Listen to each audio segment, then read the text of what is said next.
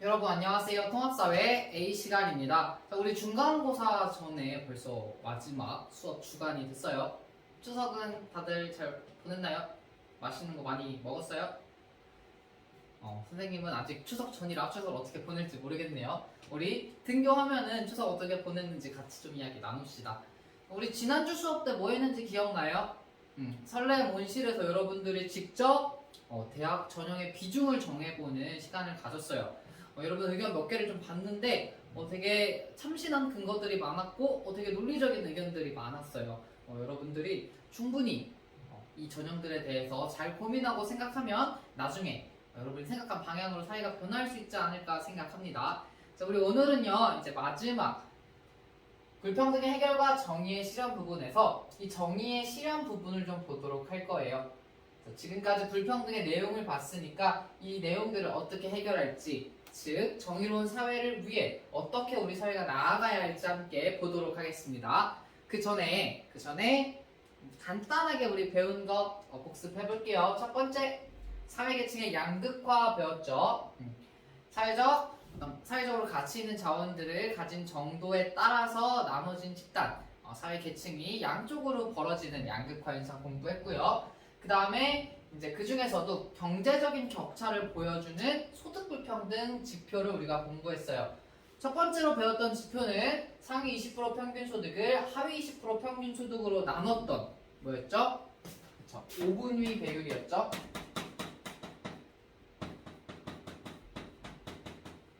선생님이 수업 시간에 칠판에 막 이렇게 분위 그려서 설명해줬던 거 기억나죠? 자, 그 내용 기억하시고 두 번째 지표였던 수치. 그래서 0 이상 1 이하의 값을 갖는 진위 계수 배웠습니다. 자, 진위 계수를 구하는 구체적인 방법은 이전에 리로스쿨에 올린 영상을 참고하길 바래요. 자, 그 다음에 우리가 마지막 부분에 공간 불평등에 대해서 공부했습니다. 자, 공간 불평등은요 크게 지역 간, 그래서 뭐 도시 수도권과 지방 이렇게도 볼 수 있었지만 도시 내에서도 낙후 지역과 발전 지역으로 나눠볼 수 있다라고 선생님이 설명을 했습니다. 자, 이렇게 우리 불평등 현상에 대한 공부 마쳤어요. 자, 혹시 질문이 있었던 친구들은요 자기 수업 시간에 맞춰서 카톡으로 질문을 하시면 역시 질문 점수 부여됩니다. 그 외에도 혹시 질문이 있으면 오픈 카톡으로 8시부터 4시까지는 질문하셔도 돼요. 자, 그럼 이제 본격적으로 오늘의 내용 들어가 보겠습니다. 우리가 크게 두 파트로 나눠서 볼 거예요. 정의로운 사회를 위한 제도적 측면을 볼 거고요. 그 다음에 정의로운 사회를 위한 실천 방안, 우리 개개인이 무엇을 할 수 있는가, 이렇게 두 파트로 나눠 볼 겁니다. 자, 먼저 사회복지제도부터 보도록 하겠습니다. 의미 같이 볼게요. 자, 의미는 사회적으로 지원해주는 제도예요. 사회적으로 지원해주는 제도인데 그 목적이 뭐냐면 사회 구성원이 기본적인 욕구를 충족하고 인간다운 생활을 할 수 있도록 해주기 위한 겁니다. 문장으로 정리하자면 사회 구성원의 기본적인 욕구를 충족해주고 인간다운 생활을 보장해주기 위해서 사회적으로 지원해주는 제도입니다. 자, 그러면 우리 개개인이 가진 기본적인 욕구, 우리 1단원에서 메슬로우의 욕구위계 이론 배웠던 거 기억나나요? 기본적인 욕구라면 최하위에 있는 욕구겠죠. 뭐 생리적 욕구라든지 안전의 욕구 같은 것들을 보장해주고요. 그 다음에 인간다운 생활, 우리가 진짜 인간답게 살 수 있도록 도와주는 것을 사회복지제도라고 이야기합니다. 우리나라에서 또 각국에서 여러 가지 사회복지제도를 실시하고 있는데요. 우리나라 기준으로는요, 크게 세 가지 범주로 설명할 수 있습니다. 그 세 가지 범주를 먼저 보도록 할게요. 자, 첫 번째 들어갈 말은요, 사회보험입니다. 사회보험.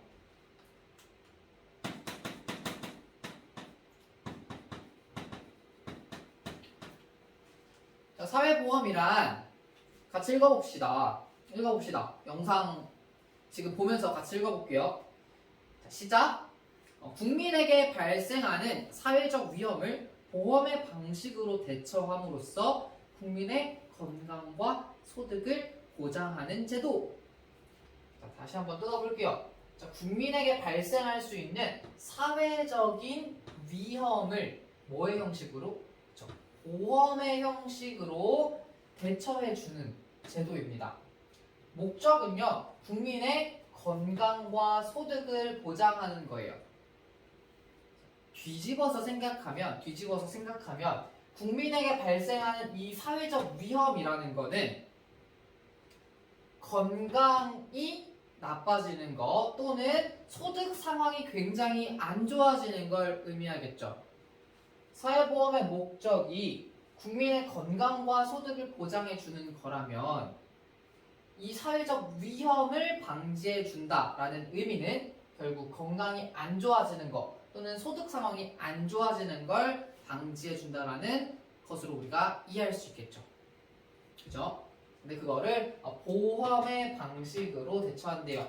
우리 그 5단원 경제 파트 할 때 마지막에 보험 간단하게 다뤘죠. 보험은 내가 금액을 납부를 하고 그 납부한 금액을 바탕으로 이제 그 납부한 금액을 받은 쪽에서 우리가 아플 때 또는 뭐 상황이 생겼을 때 돈을 제공해주는 그런 시스템이죠. 구체적으로 어떤 내용을 갖는지는 조금 이따 뒤에서 볼게요. 자, 두 번째 거 보겠습니다. 두 번째 사회복지 제도는요. 핑크 한 먼저 넣어봅시다. 공공구조입니다. 공공구조.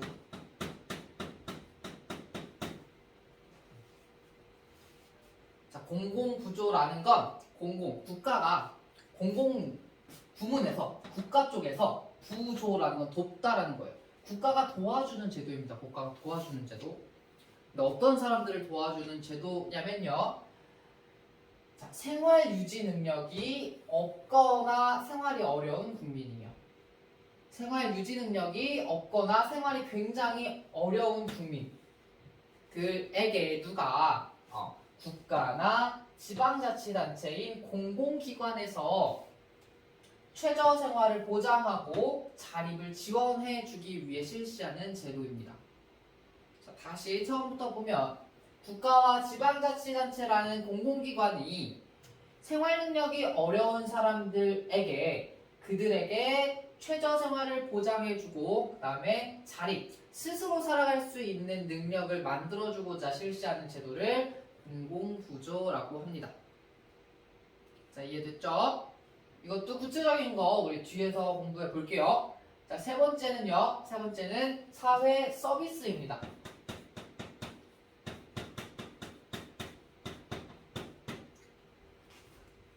자, 사회 서비스는요. 같이 또 읽어볼게요. 여성, 어린이, 노인, 장애인 등 도움이 필요한 국민에게 상담, 재활, 돌봄, 복지시설 이용, 사회참여 지원 등을 제공해주는 어떤 서비스다라고 우리가 정의되어 있네요. 그래서 여기 등이라고 나와 있죠. 그래서 여성, 어린이, 노인, 장애인뿐 아니라 모든 국민이 될 수 있어요. 도움이 필요한 모든 국민입니다. 도움이 필요한 국민에게 상담이라든지 재활이라든지 그다음에 돌봄, 복지시설 등의 어떤 서비스를 제공해 주는 거예요. 서비스. 우리가 너무 힘들 때 상담 서비스를 제공해 주는 것 같은 것을 사회 서비스라고 이야기합니다. 자, 이 세 가지 구분이 되죠. 구체적으로 우리가 이제 나눠서 살펴볼 건데 사실 통합사회에서는 여기까지 나와요. 여기까지 나오는데 우리가 이제 고2, 3 때 사문을 공부하게 될 텐데 사회문화에서 조금 더 깊이 있게 배우거든요. 그래서 그 정도까지는 아니지만 통합사회보다는 조금 더 깊이 들어가 볼게요. 사회문화 선택하지 말라는 뜻이에요. 자, 장난이고 같이 한번 봅시다. 자, 이거 비교하는 문제가 수능에 진짜 자주 나오거든요. 그래서 우리도 간단하게 한번 비교를 해봅시다. 첫 번째 들어갈 건 사회보험입니다. 사회보험. 두 번째는 공공구조. 세 번째는 사회 서비스.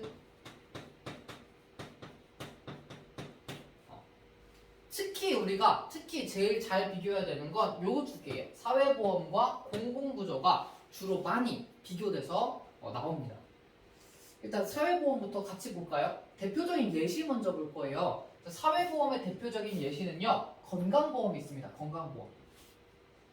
여러분들은 뭔지 잘 모르겠죠? 선생님도 사실 구체적으로 잘 몰랐거든요. 근데 이제 조금 여러분이 성인이 되면은 병원에 직접 혼자 갈 일도 많이 생기고 병원에 가서 이렇게 진단서 같은 것도 뗄 일이 생기는데 그런 걸 보다 보니까 조금 알겠더라고요. 그리고 공공부조의 대표적인 건 뭐 기초연금제도 같은 것들이 있어요. 자, 그러면 이것 중에서 우리가 이 건강보험의 예시를 선생님 한번 보여줄게요. 자, 여러분 나중에 병원 가가지고 잘 보이려나 모르겠네. 나중에 이 진료비 계산서 영수증을 달라고 한번 해보세요. 해보면 이런 식으로 거의 공통 양식이에요. 이런 식으로 나올 텐데 잘 봐요. 자, 이쪽 볼게요.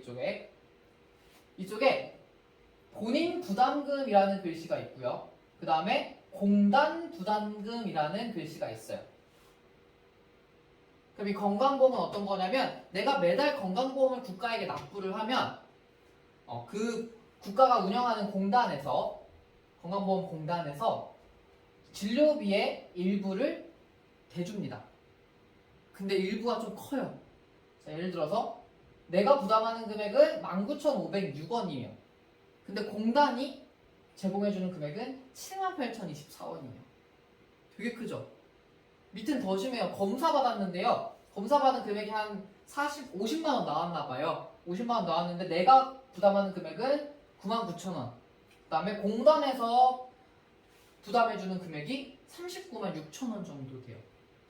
굉장히 많이 부담을 해주죠. 내가 열심히 이렇게 납부를 하게 되면 병원 갔을 때 내가 내는 금액이 그만큼 줄어들게 됩니다. 그래서 결과적으로 환자 부담 금액이 진료비 총액에 비해서 굉장히 낮아지는 효과를 가지고 있죠. 그죠? 자, 이게 없었다면 내가 아팠을 때 내는 금액이 어마어마하게 크겠죠. 건강이 위험했을 때 그런 사회적 위험이 닥쳤을 때 그걸 이렇게 좀 대처할 수 있게 만들어주는 제도다라는 게 좀 이해가 되나요? 그래서 여러분 나중에 병원 가면 꼭 한번 확인해 보세요. 선생님은 학생 때 이런 걸 몰랐던 것 같아. 근데 나중에 여러분 지금 알면은 훨씬 더 사회복지 제도를 잘 알고 가는 거겠죠? 자, 그럼 볼게요. 이제 다시 자, 사회보험의 대표적인 예시는 건강보험, 방금본 건강보험 있고요. 그 다음에 국민연금이라는 것도 있고요. 이건 이제 우리가 열심히 소득의 일부를 납부를 하면 내가 소득이 끊겼을 때, 이 정년퇴직을 했을 때 그 이후 소득 없는 시기에 일부 소득을 보장해주는 제도입니다. 그 다음에 고용보험 같은 경우에는요, 내가 일을 열심히 하다가 일에서 잘렸거나 뭐 실직했을 때 그런 경우에 이제 일부 어느 정도 기간 동안 다시 살 수 있도록 생활할 수 있도록 지원해주는 제도입니다. 자, 공공부조의 대표적인 예시는 기초연금 또는 국민 기초생활보장제도 같은 게 있어요. 자, 말만 들어도 기초생활 이 정도는 있어야 어떤 일반적인 생활을 할 수 있다라고 하는 그런 그 기준 소득이 있을 거예요. 그 소득을 좀 보장해주는 제도고요. 기초연금제도 마찬가지로 정년퇴직, 나중에 노인이 됐을 때 어느 정도의 기초소득을 보장을 해주는 그런 제도라고 보시면 되겠어요. 자, 그다음 사회 서비스의 대표적인 건 노인 돌봄, 장애인 돌봄 같은 거. 예를 들어 이제 장애인 가정 같은 경우에 좀 몸을 굉장히 움직이기 힘든 그런 장애인이 있는 가정을 생각해 봅시다. 근데 옆에 있는 가족 구성원들은 다 돈을 벌기 위해 일을 나가야 돼요. 그 동안 이 장애인이 집에서 혼자 있는 게 굉장히 어려울 수 있겠죠. 혼자 생활하는 게 어렵기 때문에 그런 경우에 이제 돌봄 서비스를 국가에서 제공해 주는 경우도 있다. 자, 이제 구체적으로 나눠서 보겠습니다. 자, 사회보험의 대상은요, 모든 국민입니다.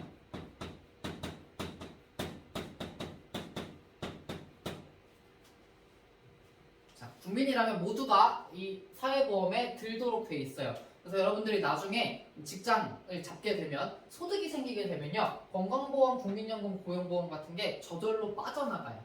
빠져나가고 남는 금액을 받게 됩니다. 그래서 우리가 그걸 이제 세금 떼고 받는다 해서 세후 금액이라고 얘기해요. 공공구조는요, 저소득층한테 주어지는 거예요.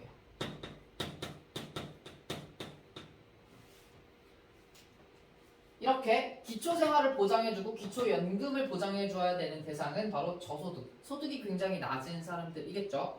그래서 여기의 대상은 저소득층이다. 세 번째, 사회 서비스의 대상은요. 아까 얘기했듯이 도움이 필요한 모든 국민입니다. 모든 국민. 근데 도움이 필요한이에요. 도움이 필요한. 자, 목적은요. 사회보험의 경우 아까 얘기했듯이 사회적 위험을 대비하기 위한 거예요. 사회적 위험. 아까 말한 건강이 안 좋아진다거나 소득이 없어지는 실업 또는 소득이 없어지는 노후 생활을 대비해주는 제도다. 이렇게 보시면 되고요. 공공부저 같은 경우에는 최저생활이란 인간답게 살 수 있는 그런 최저 기준을 이야기합니다. 그럼 최저생활을 보장해주기 위한 거고요. 세 번째, 사회 서비스는요, 삶의 질을 향상시키기 위한 거예요. 국민들이 보다 나은 삶을 살 수 있도록 해주는 제도다라고 이야기할 수 있습니다. 물론 이 두 가지도 삶의 질을 향상시켜주는데 얘는 서비스적인 측면에서 더더욱 그 질을 향상시켜준다라고 이해하시면 될 것 같아요. 됐나요? 자, 그 다음에 이제 비용 부담 파트 볼게요. 비용 부담 파트. 그러면 이 사회보험에서 이제 이렇게 뭐 아까 병원을 갔는데 병원비를 부담해주고 국가가 부담해주고 그 다음에 실업했을 때 국가가 돈을 부담해주고 제공해주고 자 그럼 그 돈을 부담하는 건 누구인가? 라고 했을 때 사회보험은 공동부담이에요. 공동부담.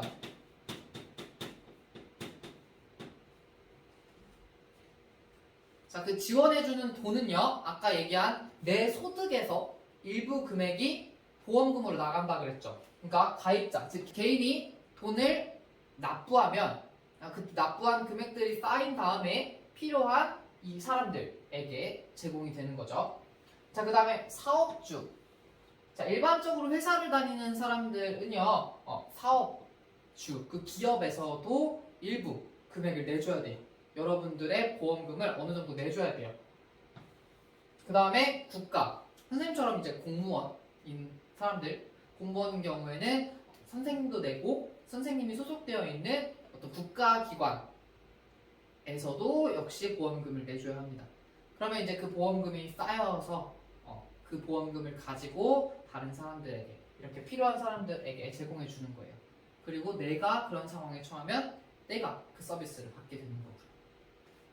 되죠? 자, 공공부조는요.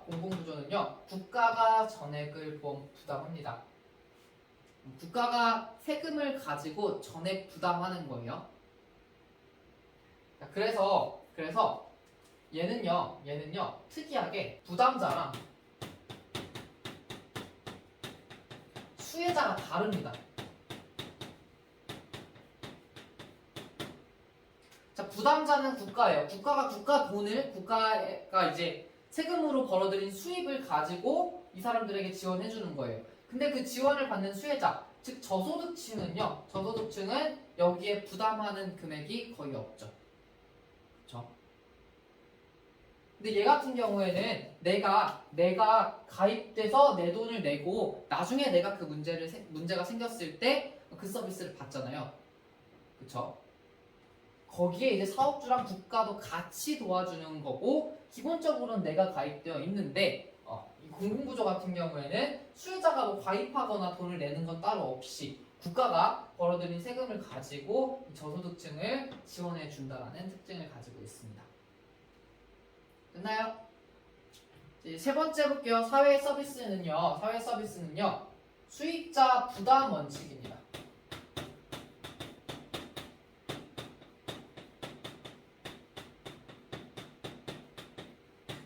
무슨 뜻이냐면 수익자, 이익을 얻는 사람이에요. 이 서비스를 받는 사람이 그 비용을 부담해야 돼요. 내가 이 장애인 돌봄 서비스를 받고 싶어요? 그러면 그 서비스를 받고 싶은 사람이 비용을 부담하면 돼요. 다만 이런 도움을 필요로 하는 사람들 중에서 일정 소득 수준의 이하, 즉 생활이 좀 어려운 사람들에 대해서는 비용을 국가가 일부 또는 전액 지원해 주기도 합니다. 자, 원칙은 이익을 얻는 사람, 수익자가 부담을 해야 되지만 소득이 많지 않고 좀 생활이 어려운 사람들은 국가가 지원해주기도 한다. 이렇게 정리할게요. 자, 됐나요? 자, 그러면 이어서 이제 특징을 좀 보도록 할게요.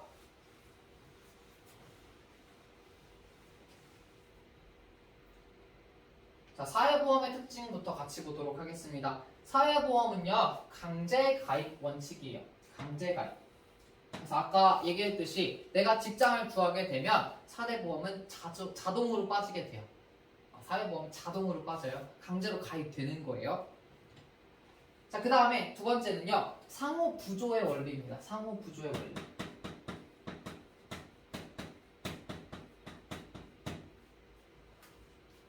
자, 무슨 뜻이냐? 서로 부조, 아까 도와주는 거라 그랬죠?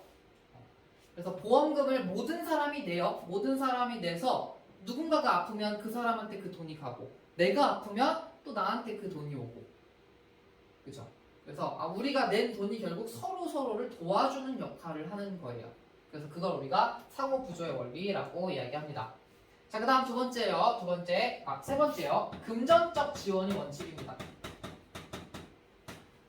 돈으로 주는 거예요. 아까 우리 그 진료 영수증 봤었죠? 금액을 지원해 주죠.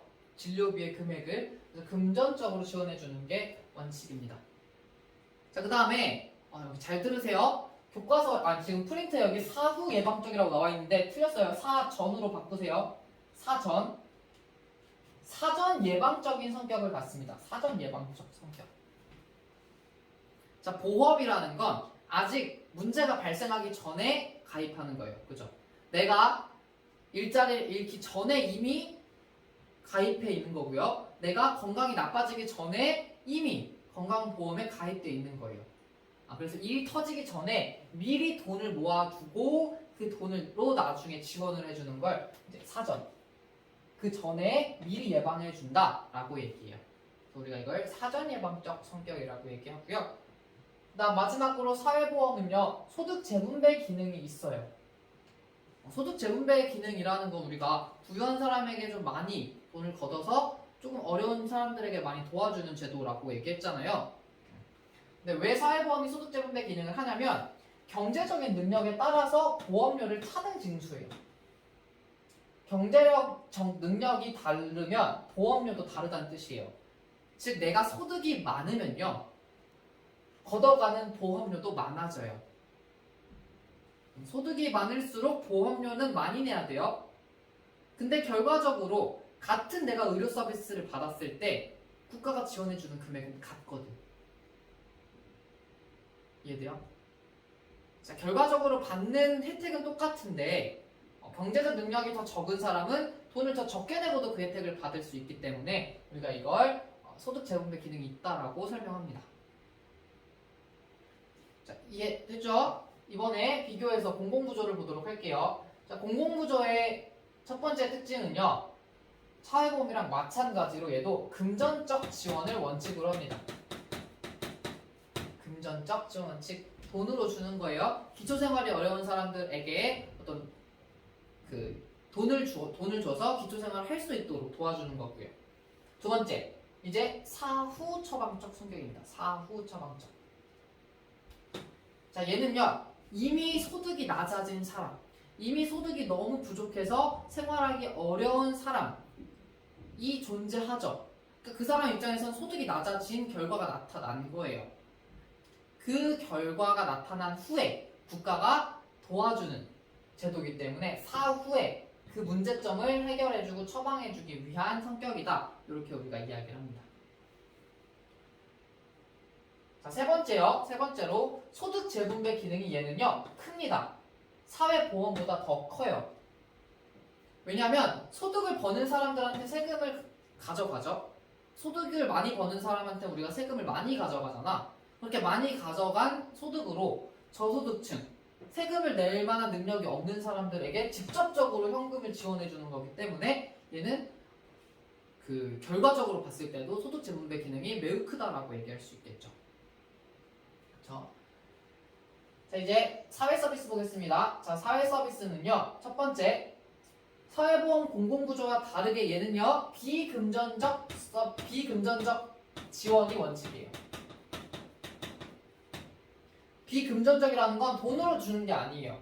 서비스이기 때문에 말 그대로 서비스를 지원해 주는 게 원칙입니다. 그 다음에 공공구조와 사회보험은요 국가가 어쨌건 지원을 해주거든요. 국가가. 근데 사회서비스는 국가가 해줄 수도 있지만 민간 기업이 직접 참여해서 이 사회서비스를 제공해 줄 수도 있어요.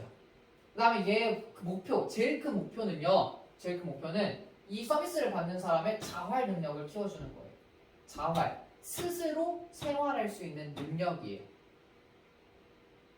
예를 들어서 아까 실업자 같은 경우에 내가 취업을 다시 하려면 취업에 필요한 어떤 역량을 길러야 돼. 어떤 자격증을 따야 돼. 그럼 그 자격증을 딸 수 있는 어떤 학원에 보내준다거나 이런 것들 우리가 사회 서비스라고 할 수 있죠. 스스로 생활해서 직접 다시 취업할 수 있게 도와주는 제도들 이런 거 우리가 사회 서비스라고 이야기합니다. 자, 이해됐나요? 좀 깊어졌어요. 많이 깊어졌어요. 어려운 친구들은 카톡으로 질문 남기세요. 꼭. 그래서 이제 마지막 부분 볼 겁니다. 한계. 어떤 한계를 가지고 있을까? 어떤 문제점을 가지고 있을까? 자, 사회보험의 문제점 먼저 보겠습니다. 보험료 부담 능력이 없는 국민은요 혜택을 받을 수가 없어요. 자, 물론 내가 소득이 적으면 그 적은 소득에 비례해서 보험료를 내면 돼요. 근데 내가 진짜 무직이야. 소득이 아예 없어. 그리고 나를 부양해주는 사람도 없어. 그러니까 이 보험료를 내줄 수 있는 사람이 주변에 아무도 없는 거야. 자, 그런 사람은 보험료를 못 내죠. 보험료를 못 내면 이 보험 서비스를 받을 수가 없어요. 분명히 약자층일 텐데 이 보험료 부담 능력이 없는 국민은 아주 약자이자 저소득층이자 굉장히 힘든 생활을 하고 있을 가능성이 높은데 그 사람들은 이러한 혜택을 받을 수 없어요. 아파서 병원을 가면 아까 그 50만 원, 60만 원을 내야 되는 상황이 되는 거예요. 그래서 제일 어려운 보험료 부담 능력이 없는 국민까지는 보장해주지 못한다는 한계를 가지고 있습니다. 자, 공공구조의 한계는요. 첫 번째, 국가 재정 부담이 커질 수 있어요. 그러니까 저소득층이 많아질수록 이 사람들의 생활을 국가가 세금으로 다 지원해줘야 되기 때문에 이 세금으로 지원해주는 데 있어서 국가 재정, 국가의 돈에 사용하는 것에 있어서 부담이 커질 수밖에 없다. 이렇게 정리할 수 있겠고요. 다음 두 번째, 대상자를 선정하는 과정에서 부정적인 낙인이 생길 수 있습니다. 이제 국가가 소득 통계 자료를 가지고 지원해줄 저소득층을 이제 결정을 하면 이 사람은 저소득층이다라는 게 이제 낙인이 찍히는 거죠. 예를 들어서 이제 저소득층으로 선정이 됐으면 뭔가 지원을 받을 때 이 저소득층인 걸 계속해서 뭔가 알려야 되는 상황이 나타날 수 있어요. 그러면 그게 이제 혹시 부정적으로 작용해서 안 좋은 낙인으로 찍힐 수 있어요. 저 사람들이 저소득층이다라는 걸 모든 사람들이 알게 되는 어떤 문제가 나타날 수도 있다. 또 그 대상자 입장에서도 내가 정말 어려운 사람이구나 라고 느낄 수 있다. 이런 한계를 가지고 있습니다. 그렇죠? 사회 서비스의 한계도 분명 있겠지만 우리가 여기선 따로 다루지 않을게요. 자, 이렇게 세 개 이제 비교할 수 있겠나요? 요거는 꼭 이 빈칸을 스스로 채워보는 그 시간을 가져보길 바래요. 자, 그 다음에 우리 관련해서 교과서 187쪽 보도록 할게요. 자, 교과서 187쪽 보면요. 자료가 두 개 나와 있거든요. 자료 1 왼쪽 자료 보면 근로장려금이라고 나와 있고요. 두 번째 자료 2에는요. 교육복지 우선 지원 사업이라고 나와 있어요. 자, 근로장려금의 첫 번째 줄 보면 저소득 근로자를 대상으로 이미 납부한 세금의 일부를 환급해주는 제도다. 저소득 근로자를 대상으로 이미 납부한 세금의 일부를 환급 돌려주는 제도입니다. 자료 2번 교육복지 우선 지원 사업 첫 번째 줄 보면요. 경제적, 사회적, 문화적으로 불리한 여건에 있는 저소득층 학생에 대하여 교육문화 복지 프로그램을 지원하는 복지 사업이다 라고 되어 있네요. 자, 그러면 얘는 대상자를 보세요. 대상자. 저 소득 근로자죠. 그 다음에 세금의 일부는 금전적인 거죠.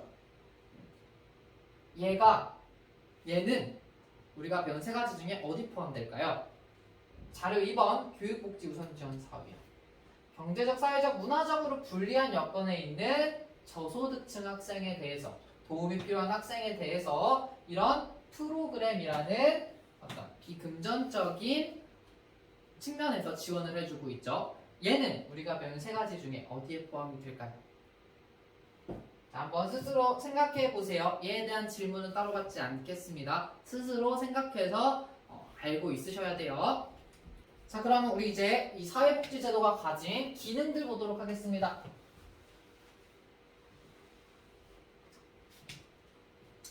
일단 우리가 처음에 배웠던 계층 양극화라는 거 있죠. 현상을 완화시켜 줍니다. 왜냐하면 전반적으로 소득 재분배 기능이 있기 때문에 이렇게 벌어져 있는 상황에서 이 윗사람들의 소득을 가지고 아랫사람들을 좀 더 지원해주는 제도를 통해 이 격차를 조금은 완화시켜 줄 수 있겠죠. 그리고 최소수의 층, 즉 혜택을 받는 게 제일 적은 사람들, 이게 계층의 가장 아래에 있는 사람들을 보호해 줄 수 있는 제도가 되는 거죠. 이를 통해서 결과적으로는 인간의 존엄성을 보장해 줍니다. 우리가 인간으로서 존중받아야 되는 그 존엄성을 보장해 주고요. 사회 통합. 극렬하게 양극화가 되면 사회 갈등이 심화된다라고 했어요. 사회 통합이 저하된다라고 얘기했어요. 하지만 이제 모두가 같이 한 사회에서 살아갈 수 있는 그런 지원을 해주기 때문에 이제는 조금 더 사회 통합적인 측면을 보일 수 있습니다. 이게 장점이라고 할 수 있겠죠. 네. 그래서 이렇게 해서 우리 사회복지제도 마무리하도록 할게요. 자, 다음으로 우리 공간 불평등 완화 방안 보도록 하겠습니다. 그래서 우리가 불평등 현상에서 두 번째 우리나라 불평등 현상으로 공간 불평등을 이야기했어요. 즉 지역이 서열화되어 있는 현상을 얘기했는데, 자, 그 중에서 이 해결 방안은요, 크게 지역 간.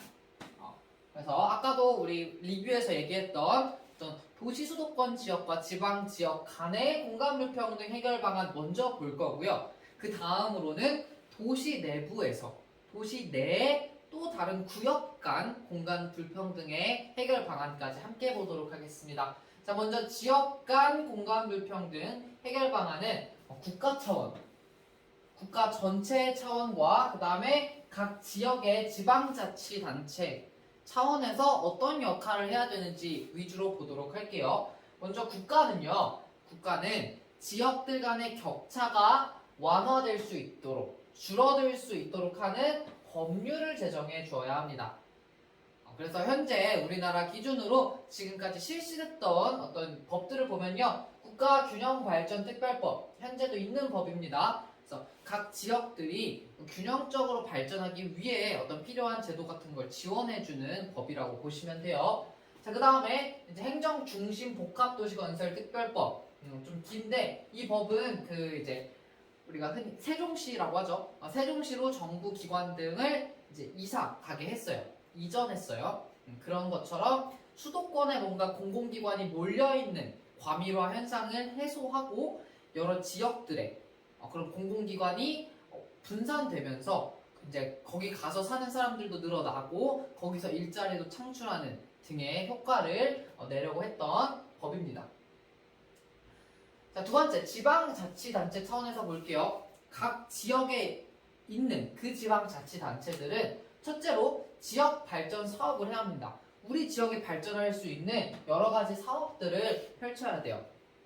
자, 그래서 지역 경제 활성화나 지역 이미지 제고를 위한 투자를 끌어와야 된다. 유치해야 돼요. 어떤 여러 기업들이 이 지역을 뭔가 좀 개발하고 싶다. 이 지역을 뭔가 투자하고 싶다. 라는 생각이 들게끔 여러 노력을 해야 됩니다. 그래서 이런 노력을 통해서 투자를 받는다면 그 투자받은 돈으로 지역 경제를 활성화시키고 그 다음에 지역 이미지를 높이는 그런 다양한 어떤 프로그램 같은 것들을 진행을 해야겠죠. 자, 그래서 그렇게 할 수 있는 프로그램들 뭐가 있냐면요. 첫 번째로 지역 특산물을 개발할 수 있어요. 우리 지역에서만 어떤 강조할 수 있는 그런 특산물. 뭐가 있을까요? 예를 들어서 뭐 나주라는 지역, 나주 전라도의 나주라는 지역에서는 배가 유명하죠. 배. 그다음 남원이라는 지역에서는 추어탕 같은 게 또 특산물로 유명해요. 그런 지역 특산물을 개발하면 사람들이 그 어떤 같은 물건이라도 그 지역 상품을 조금 더 선호하게 되면서 지역 경제가 조금 더 활성화될 수 있죠. 그 다음에 또 관광 자원 개발. 다른 지역 사람들이 이 지역으로 놀러 오게끔 만드는 거예요. 그래서 뭐 여러 가지 그 여행 관광지 같은 것들을 만들 수 있겠죠. 그래서 우리 막 드라마에서 어떤 지역을 좀 촬영했다 하면은 거기를 막 세트장으로 만들어서 관광지로 만들기도 하죠. 그런 게 전부 다 여행객들을 끌어오고 이 여행객들이 우리 지역에서 돈을 쓰게 만들게끔 하는 그런 어떤 프로그램이자 제도 정책이라고 할 수 있겠죠. 또 하나는 지역 축제를 개최하는 겁니다. 지역 축제. 각 우리나라에 되게 많은 축제가 있는데 이 축제가 좀 성공적으로 자리를 잡으면 매년 축제 시즌이 됐을 때 사람들이 그 지역으로 몰려들어요. 우리나라에서 조금 이제 코로나 전에 잘 되고 있었던 축제 중에 하나가 화천이라는 지역, 강원도 맨 위에 있는 지역인데 화천 지역에 가면은 여름쯤에 토마토 축제가 열려요. 그러면은 토마토가 막 진짜 몇 천 개가 풀장에 이렇게 깔려져 있거든요. 그럼 막 그걸 수영장처럼 들어가서 놀고 막 이런 축제가 있어요. 던지고 놀고 이런. 그런 축제 같은 것도 잘만 개최하면 평소에 사람들이 많이 찾지 않는 지역이더라도 이 시기에 막 몰려들어서 이 지역의 경제를 활성화시킬 수 있는 거죠. 또는 이 지역의 이미지를 높일 수 있는 거죠. 좋게. 그래서 이런 사업들을 펼쳐야 된다. 자, 두 번째로요. 지역 간 협약을 맺어야 됩니다. 어떤 협약이냐? 자, 주민이 기피하는 시설들이 있어요. 기피하는 시설. 즉 주민들이 원하지 않는 시설이 있어요. 우리 지역에 쓰레기 처리장 짓는 거 대부분 사람들이 싫어할 거예요. 자, 이런 기피하는 시설이 특정 지역에 밀집되는 것을 방지하기 위해서 협약을 체결해야 됩니다. 즉 예를 들어서 이번에 어떤 기피하는 시설은 우리 지역이 맞고 그 다음 기피하는 시설은 이제 니네가 맞는 거야 라는 협약이 체결이 된다면 지금처럼 무조건 안 하겠다라는 갈등이 좀 줄어들겠죠. 그렇죠? 그렇게 되면 모든 이렇게 주민들이 기피하는 시설은 결국 어떤 사람들이 흔히 생각하는 낙후 지역으로 좀 낙인이 찍힐 수 있고 낙후 지역으로 갈 가능성이 있어요. 근데 그런 것들을 분산해서 여러 지역에 놓게 되면 각 지역들이 어느 쪽만 발전하고 어느 쪽만 낙후되는 그런 문제가 좀 해소될 수 있겠죠. 이런 식으로 할 수 있다. 자, 이제 도시 내부의 공간 불평등 해결 방안을 볼게요. 같은 도시 내에서도 불평등이 발생할 수 있다라고 얘기했죠. 즉 도시 내에 낙후되어 있는 어떤 구역들이 있을 수 있다는 거예요. 그 문제를 해결하기 위해서는 크게 세 가지로 나눠서 보겠습니다. 지금 선생님 프린트에는 두 개로 나눠져 있는데 좀 세 개로 뗄게요. 첫 번째는요. 도시 문제 중에 하나, 굉장히 심각한 문제인 주택 문제를 해결하기 위한 방안들입니다. 즉 우리가 도시에 인구가 점점 많아졌는데 그 모든 사람들이 살 수 있을 만한 주택이 충분히 공급되지 않아요. 그런 도시 문제를 해결하기 위해서는 정부가 이런 것들을 할 수 있습니다. 첫 번째, 저렴한 공공임대주택을 제공해 줄 수 있어요. 정부가 집을 구매를 해서 그거를 다른 그 국민들한테 그 도시에 살고 있는 사람들한테 저렴한 가격에 빌려서 살 수 있도록 해주는 제도인 거예요. 그죠? 워낙 도시의 집값이 비싸다 보니까 그 집값을 충당하기 어려운 사람들에게는 이렇게 공공임대주택이 주어진다면 자신들의 주거 문제를 해결할 수 있겠죠. 또는 장기 전세주택을 공급할 수도 있어요. 전세라는 거는 우리가 일정 금액을 집주인에게 맡기고 집을 잠깐 빌려서 사는 거라고 보시면 돼요. 근데 만약 계약이 끝나거나 집주인이 어떤 나가라고 했을 때 굉장히 큰 주거 문제에 처할 수 있겠죠. 그 문제를 해결하기 위해서 이런 정부가 장기로 오랜 기간 10년 이상 그 주택에서 전세로 살 수 있게 어떤 주택을 마련해서 제공해 준다면 훨씬 더 우리가 안정적인 주거 생활을 할 수 있겠죠. 그래서 이런 것도 있고요. 세 번째, 노후 불량 주택을 개량합니다.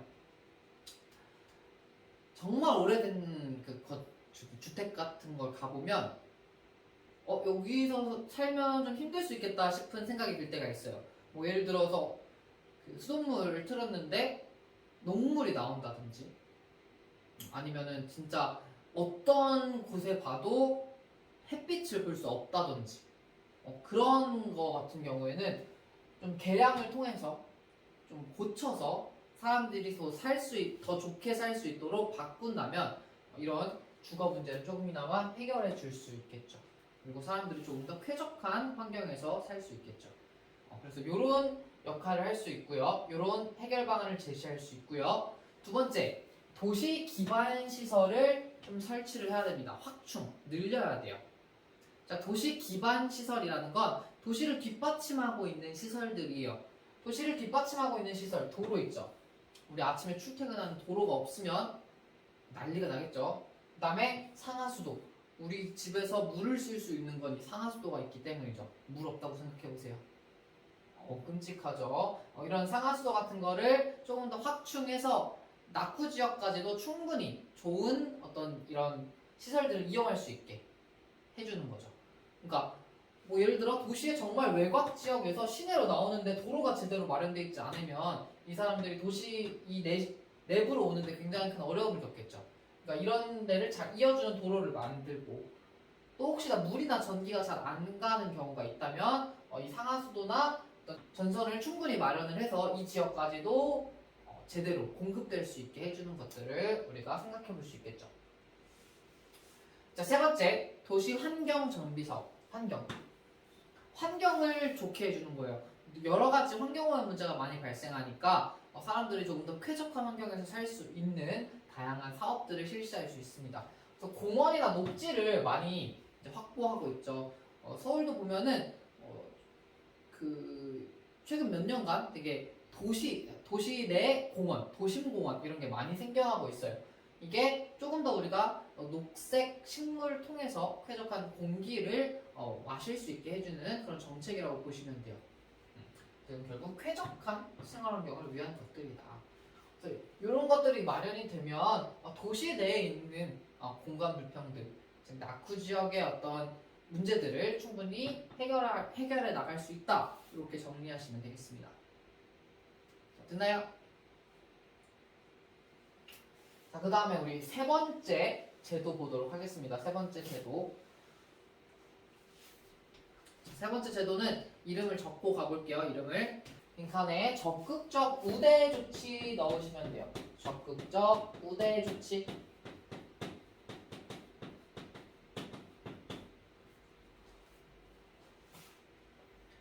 적극적 우대 조치는 일단 얘만 보면 적극적으로 우대. 누군가를 좀 더 우대해 주는 거예요. 더 좋은 혜택을 주는 거예요. 그런 조치들을 이야기하는데 의미 같이 한번 보도록 하겠습니다. 자, 누구였냐면 그 대상은 사회적 약자였네요. 사회적 약자에게 실질적인 기회 평등을 보장하기 위해서 일정한 혜택을 부여합니다. 실질적인 기회의 평등. 그래서 일정한 혜택을 부여. 자, 키워드를 보시면요. 사회적 약자들 다시 생각해 봅시다. 사회적 약자. 자, 사회적 약자들은 자신들의 어떤 능력만으로 동일한 결과를 내기가 힘들다고 했어요. 약자가 아닌 사람들과 동일한 결과를 내는 게 힘들 수 있다라고 얘기했어요. 그렇죠? 기회를 동등하게 줬음에도 힘들 수 있다고 했죠. 그렇죠? 자, 그래서 우리가 출발선을 같이 맞춰준다면 사회적 약자는 다른 사람에 비해서 갈 수 있는 거리가 적어요. 그래서 여기서 말하는 실질적인 기회의 평등은 예를 들어 사회적 약자인 사람이 100의 노력을 했을 때 이만큼 갈 수 있다면 사회적 약자도 자신의 입장에서 100만큼 노력하면 여기에 갈 수 있도록 하는, 이 결과선에 닿을 수 있도록 해주는 것을 실질적 기회평등이라고 해요. 그러면 이제 여기서 이 사람이 100을 노력했을 때 이만큼을 간다면 100을 노력했을 때 이만큼이 가도록 출발선을 여기다가 만들어주는 거죠. 우리가 배운 정의의 실질적 기준 중에 필요와 조금 가장 근접하다고 볼 수 있어요.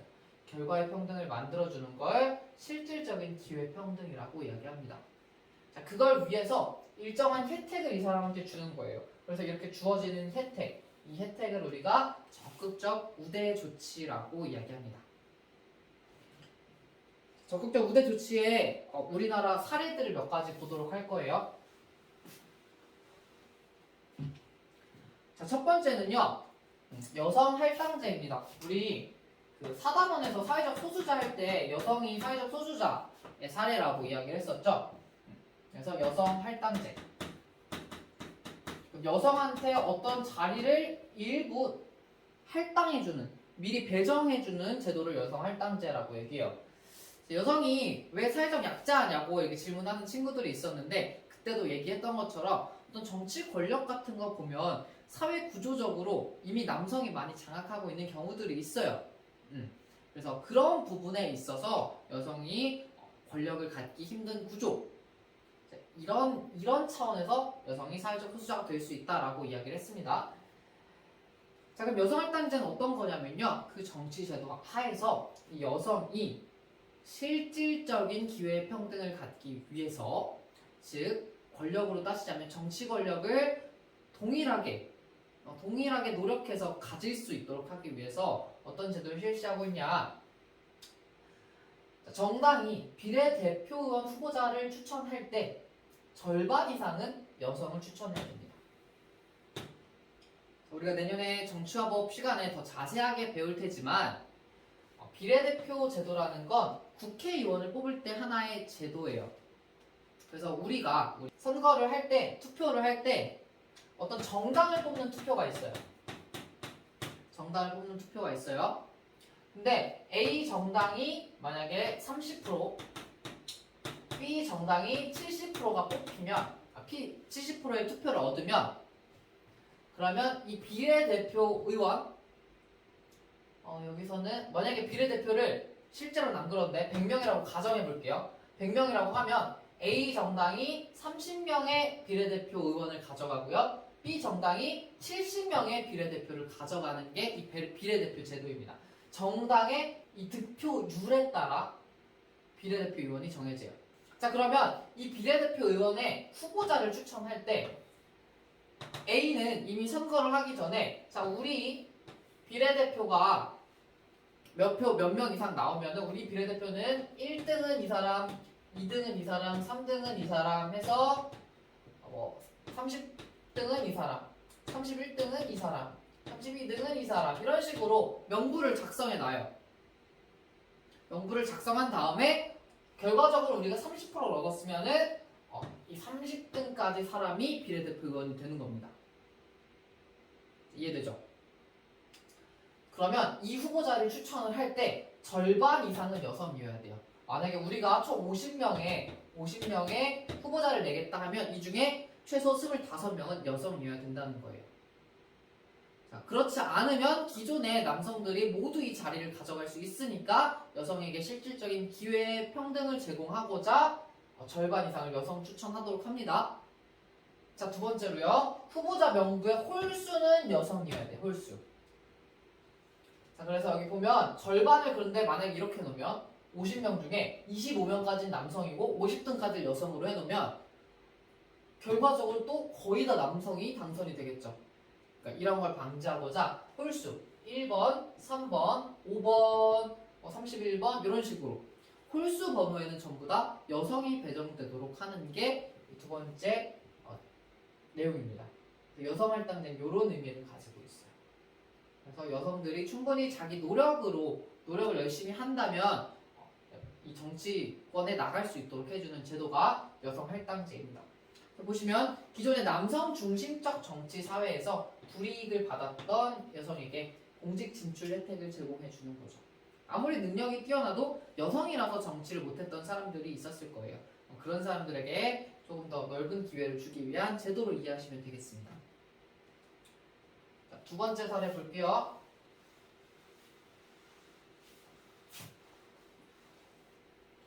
자, 두 번째는요, 장애인 의무 고용 제도입니다.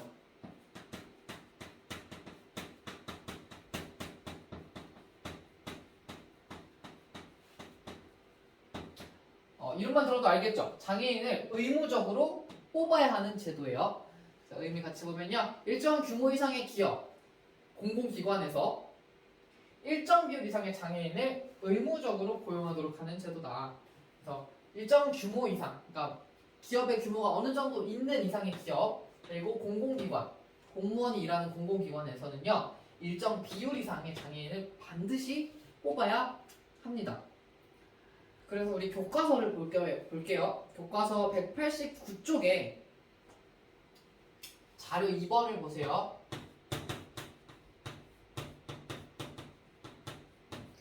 현재 우리나라의 장애인 의무 고용 제도의 이 일정 비율을 보여주고 있습니다. 그래서 지금 19년도부터 보면 19년도 이상부터 보면 공무원의 경우에는 3.4%, 그죠? 그다음 밑에 맨 밑에 보면은 민간 기업 같은 경우에는 3.1%, 일정 규모 이상의 민간 기업은 3.1%를 반드시 장애인을 뽑도록 하고 있습니다. 이런 제도도 있어요. 이 제도는 장애인은 일반 사람들과 그냥 똑같이 경쟁한다면 뽑히기 어려울 수 있어요. 그런 장애인도 고용 과정에서 충분히 자신의 능력을 발휘한다면 채용될 수 있도록, 즉 불평등을 겪지 않도록 해주는 그런 기능을 한다. 이렇게 이해하시면 될 것 같아요. 물론 이제 문제점도 있긴 있어요. 이렇게 3.4%라고 제시를 했지만 실제로 이만큼 뽑지를 않아요. 의무적으로 뽑아야 되는데 이만큼을 뽑지를 않습니다. 그리고 몇 년 전에는 만약에 이 3.4%를 뽑아야 되는데 장애인을 뽑은 인원이 만약에 뭐 1.4%다.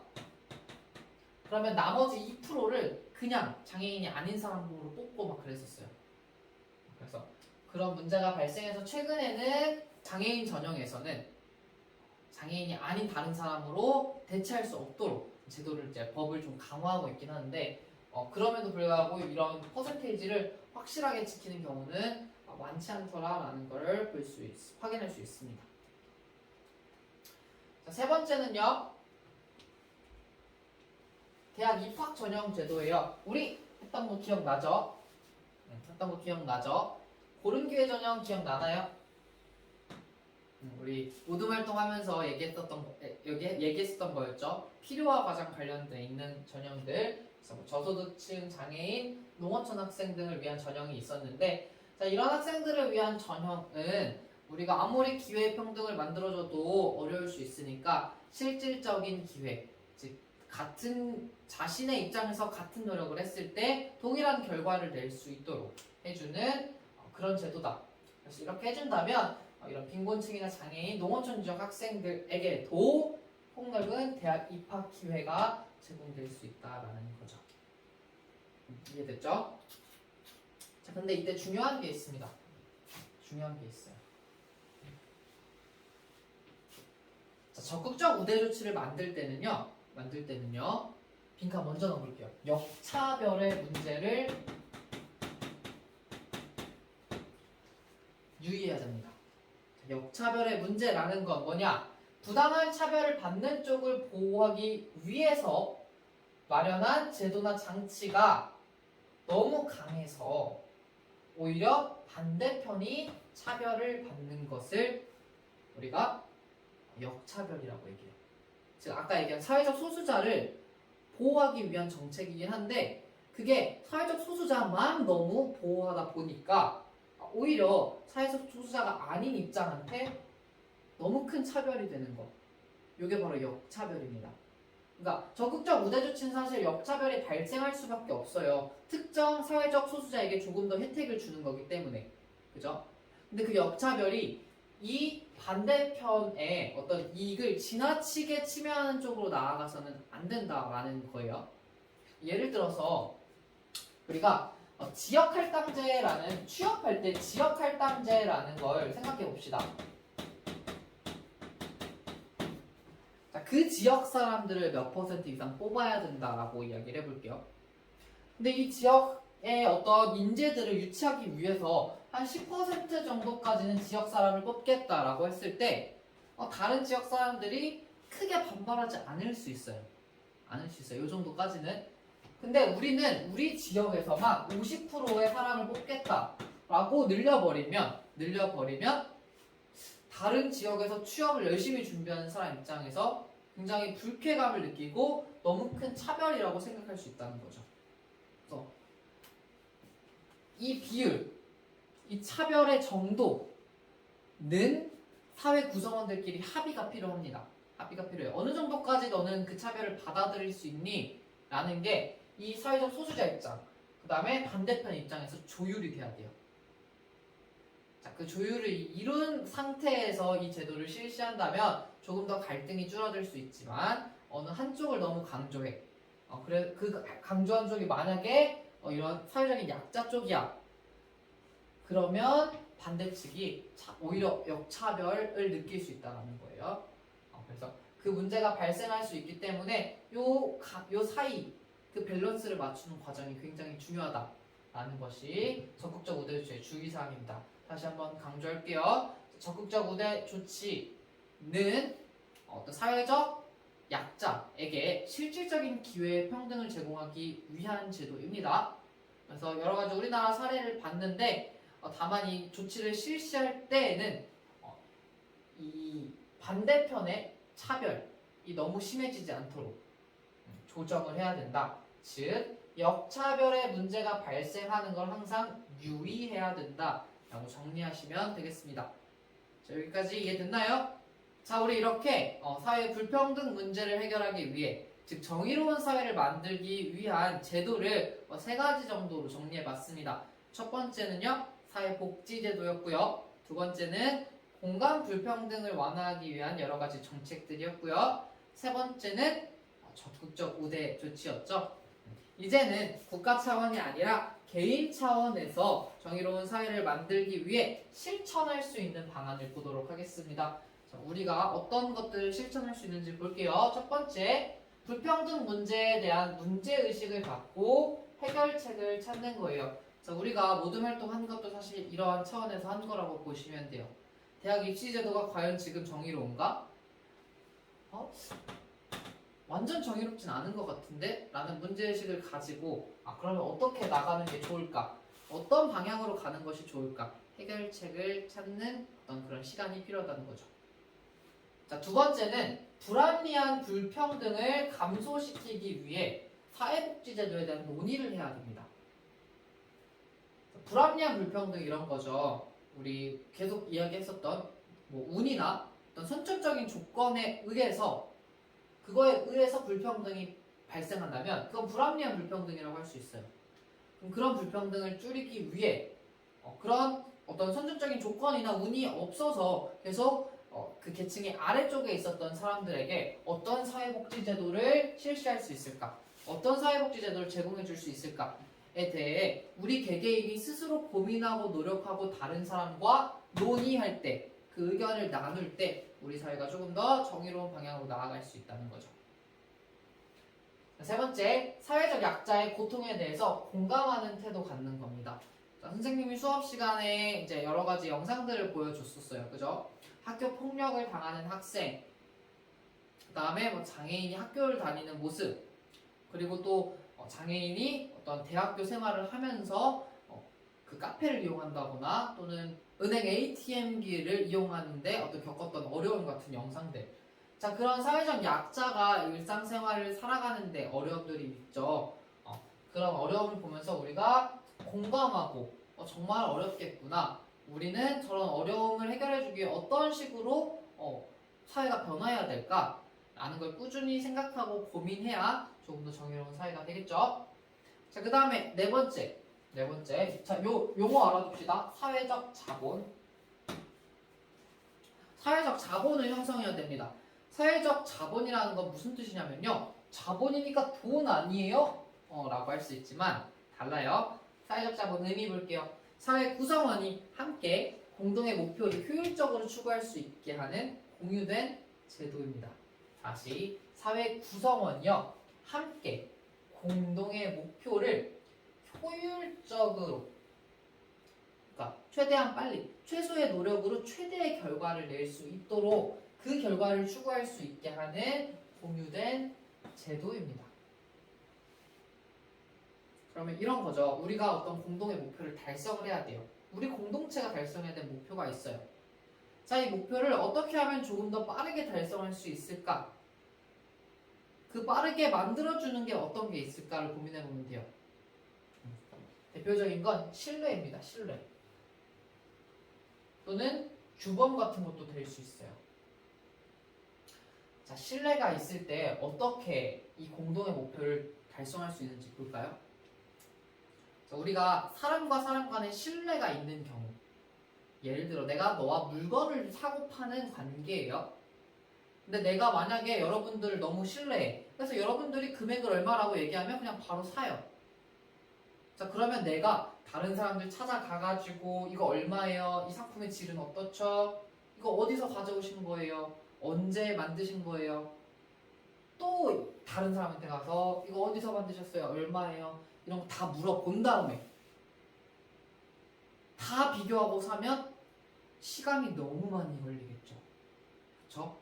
시간이 너무 많이 걸려요. 우리는 어떤 물건을 구매해서 서로의 어떤 욕구를 충족시키면 되는데 그때까지 드는 비용이 너무 많다고. 신뢰가 없으면. 신뢰가 있으면 여러분들이 얘기하는 거 듣고 오케이 난 너 믿어. 네가 말하는 대로 살게 라고 하면 훨씬 효율적으로 그 목표를 달성할 수 있게 되는 거죠. 그래서 규범도 마찬가지예요. 규범이 있을 때 없을 때. 규범이 없다면 물고 뜯고 싸우고 난리가 나겠죠. 그런 규범이 있음으로 인해서 우리가 그 규범 안에서 여러 가지 상호작용을 하게 되는 거죠. 이와 같은 어떤 사회적 자산을 포함하는 게 바로 사회적 자본이라고 합니다. 이해됐죠? 대표적인 사례로는요, 이 사회적 자본의 대표적인 사례로는요, 기부나 봉사활동 이런 게 있어요. 기부나 봉사활동. 사회적 약자들이 어렵게 살아가고 있는데 이 사람들이 동일하게 우리와 인간다운 삶을 살게 하기 위해 그 목표를 효율적으로 달성하기 위해 할 수 있는 것들 가장 쉽게 우리가 기부를 할 수 있고요. 그 다음에 그 어려운 사람들 직접 찾아가서 봉사활동을 진행할 수도 있죠. 그러면 모든 사람들이 인간다운 삶을 살 수 있다라는 공동의 목표를 조금 더 빨리 달성할 수 있게 되겠죠. 그 다음에 이제 조금 더 그 단체 측면으로 넘어가게 되면 시민단체나 협동조합 활동 같은 걸 할 수 있어요. 그래서 시민단체, 이 사회에 있는 어떤 문제들을 해결하기 위해 모인 사람들의 모임. 그 다음에 협동조합 같은 경우에는 어떤 특정 산업을 좀 활성화시키기 위해 모여있는 조합을 이야기합니다. 자, 이런 걸 통해 우리 모두가 함께 잘 살아갈 수 있는 그 길을 쉽게 갈 수 있게 도와주는 것이다. 이렇게 정리할 수 있겠습니다. 자, 이해됐나요? 자, 이렇게 해서 우리 숨가쁘게 내용이 달려와서 진도가 끝났어요. 질문 있는 친구들은 오픈 카톡으로 질문 남겨주시고요. 자, 오늘 여기까지가 기말고사 범위입니다.